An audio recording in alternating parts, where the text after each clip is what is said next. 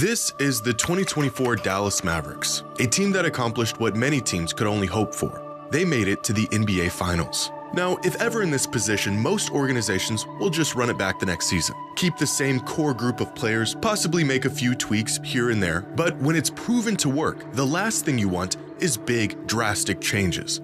But not the Dallas Mavericks, because out of every big, drastic change you could possibly conjure up, they've gone through every single one of them. Out of the 14 players on this championship caliber team you see here, only 2 of them are currently active on their roster as we speak.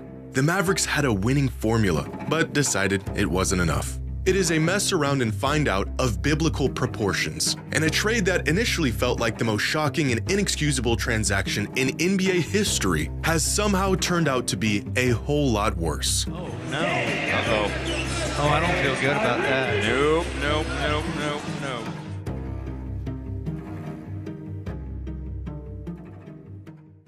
Today's video is sponsored by SeatGeek. Whether you're looking for concert tickets or the best seats at the game, SeatGeek has it all. The #1 rated ticketing app with over 28 million downloads. On SeatGeek, there are more than 70,000 listed events, from sports to concerts to festivals and more. For years now, I've been exclusively using SeatGeek to find the best tickets for everything, including my Blazers, where I can browse seating, search for tickets, and get the best deals. And with every ticket backed by their buyer guarantee, once I buy my ticket, I know I'm good to go. And right now, you can get 10% off any tickets by downloading the SeatGeek app and using the promo code Jimmy10. Just click the link in the description to download the app and have the code automatically added to your account to use at any time. That's promo code Jimmy10 for 10% off any tickets, only on SeatGeek.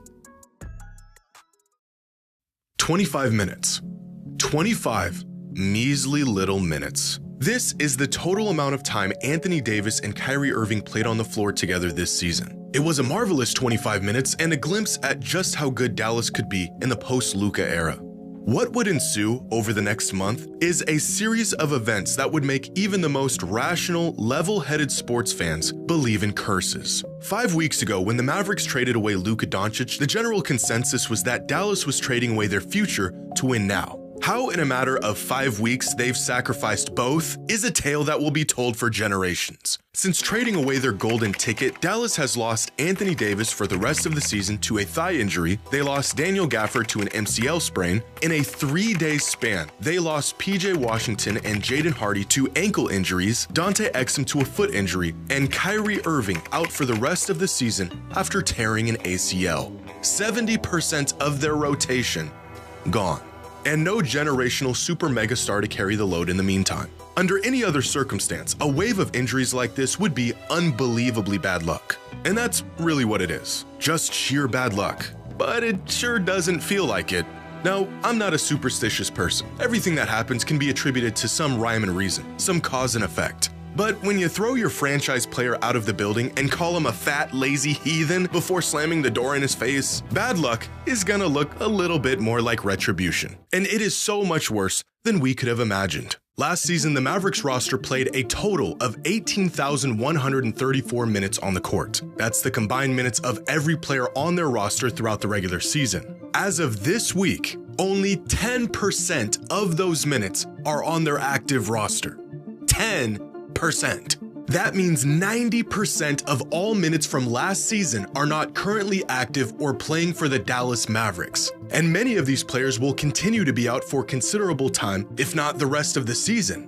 The returning 10% of playing time comes from their backup center, the 8th man, and a man that's been on a 2-way contract for the last 2 seasons. If you have a Mavericks fan in your life, check on them, see how they're doing. Because what has happened to them and their team is criminal. The only consolation to the Luka trade was that at least for the near future, the Mavericks would be in title contention with Kyrie and Davis, that they would be winning games while the Lakers were prepping Luka to take the torch from LeBron before he retires. This couldn't be further from reality. From the start of the season to the infamous trade, the Lakers and Mavericks were just a 1.5 apart in net rating. Even without Luka in their lineup for over a month, Dallas was playing better than LA. But since Luka's first game with the Lakers, LA has the 7th best net rating in the NBA of +6.4, and the Mavericks have a net rating of -8.2.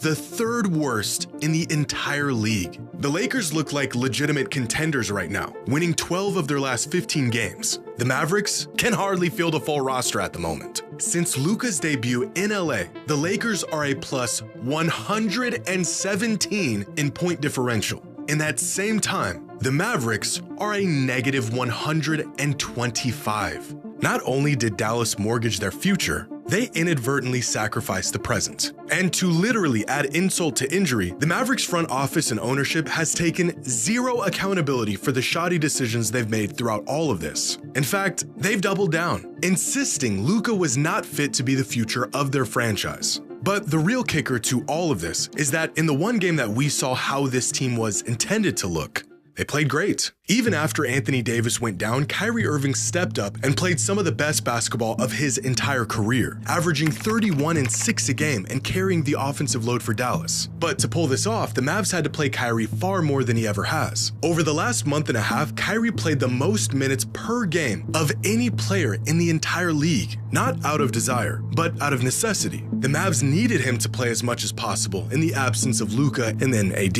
Over that same time span, in the 5 games Kyrie didn't play and in the one he left early due to injury, the Mavericks went 1-5 and lost by an average margin of more than 20 points. It's impossible to know if Kyrie's injury was exacerbated by the excess minutes he was spending on the court. But playing an aging 33-year-old injury-prone point guard more minutes than he's ever played before feels like a catalyst. Losing AD in his first game with the team felt like the worst-case scenario. And then Dallas lost half of their roster, and then they lost the player who was single-handedly keeping them afloat. Which brings us here. And with the Dallas Mavericks team that doesn't share an ounce of DNA with the team that made it to the finals just last season. Now, you hate to see any player get injured regardless of the circumstance. The health of the players takes precedence over everything else that's going on. But the Mavericks specifically cited Luka's health as a major concern and one of the main reasons why they didn't see a future with him. The fact that directly following these statements, the Mavericks have been hit with one of the worst injury plagues we've seen in recent history, while Luka is absolutely obliterating every team he faces on 2 healthy legs, is a level of irony that is almost too strange to even believe. As if the basketball gods are punishing them for the rash and brazen treatment of their former star.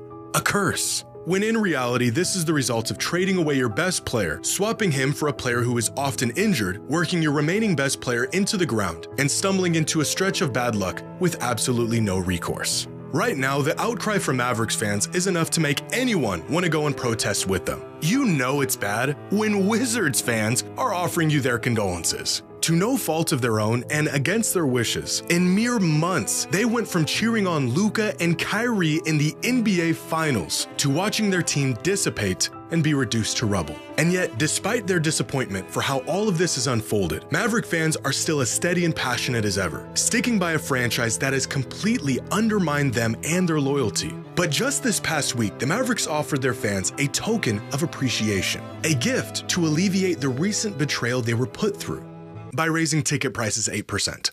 Truly a masterclass of basketball mismanagement spearheaded by the worst trade in modern sports history.